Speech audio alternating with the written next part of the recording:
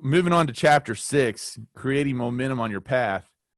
What does creating momentum in your life have to do with awareness and fulfillment? So say you have an idea, you want to get to this place of fulfillment. You want to have a deeper level of awareness. Well, you got to start somewhere, and you got to create momentum. Now, momentum can work for you. It can work against you. We see it in sports all the time.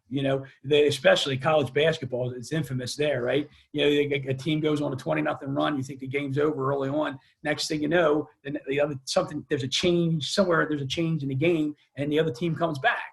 So in our lives, momentum shifts.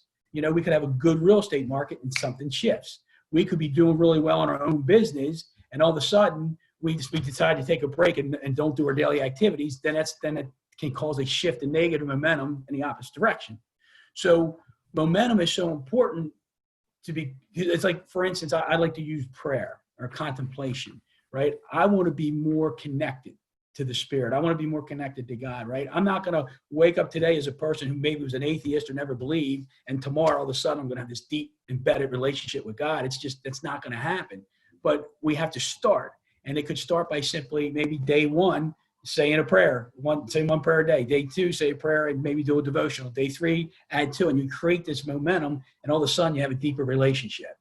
So to put it, I guess, in a common term or common concept, let's take losing weight, for example. Okay, so it was about 5-6 years ago, I weighed 204 pounds, and I wanted to get down to, my goal was to get to 187. My goal is to get to 204, so that's all right. There you go. Good number, right? Good for you, bad for me. Anyway, so, I started, doing a different type of, I don't want to call it a diet. I just started eating differently. But I wasn't going to go from 204 to 187 in one day. So what I had to do is the 1 week I did what I did, and I didn't see any results. Then week 2, I kept doing what I did. Then all of a sudden I lost a pound. Week 3, I lost 2 pounds. And then I had that momentum going in the right direction.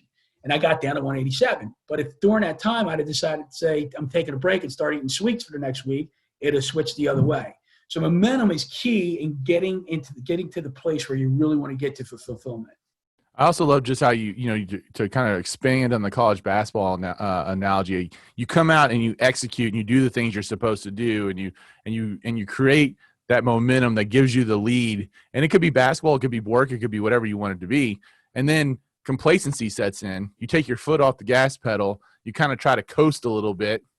And meanwhile, the other team who's down kind of realizes the hole they're in, creates a little bit of fearful motivation, good, positive fear, right? Because we can have positive fear, right, which drives them to execute the way they need to execute. They catch the team who's trying to coast a little bit off guard, and that's when those runs happen.